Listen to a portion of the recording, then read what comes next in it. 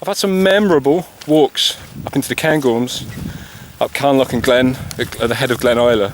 An astonishing walk which almost convinced me persuaded me that summer isn't quite so bad.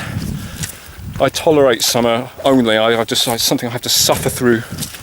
The midges and the clegs and the ticks and the sunburn and the asthma and the hay fever and the sleepless nights and the boggy ground, because it's always wet in summer, the rain, the crowds, the expense. It's just, I don't know, sometimes it just feels like a slog. It's something to endure. It's a bit of a miserable time, a miserable few months of humidity and not being able to breathe properly in the evenings when everything falls still and you get these warm evenings, which do happen in Scotland. It's just not pleasant. It's bad for me, bad for my health. But the walk I did up from Glen Isla and over the plateau, the Cairngorm Plateau, and it was a day as still as this one. And there were golden eagles and golden plovers and dotterel and stags, deer, and it was just the most perfect day you could possibly hope for in the Cairngorms. No midges, no people, so quiet, so beautiful, amazing visibility. And also I had a couple of trips around that same time. One of them was up Benvironment actually, on a on a very hot day, and then just sat at the top for an hour and a half, I think, dozing.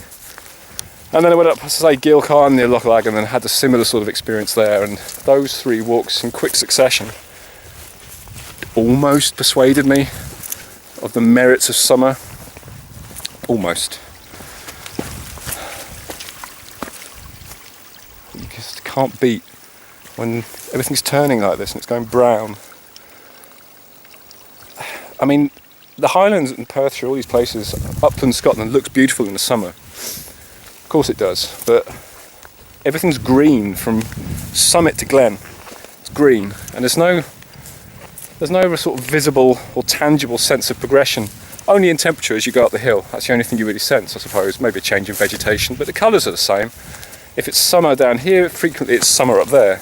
But in winter, in autumn, when you get that progression, so you've got the green down below, but then it goes through this progression, different shades of red or brown, grey where there's scree, and then of course in winter when you get this white on the top, that's when it looks its best.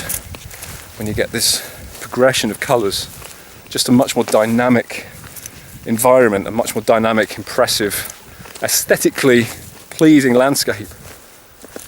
And that's it now. We're in this now for, what is it, October, November, December, January, February, March. 5 or 6 months of this. Much to everybody else's disdain, it has to be said. I do drive my colleagues and my friends and family insane, always wishing winter upon them.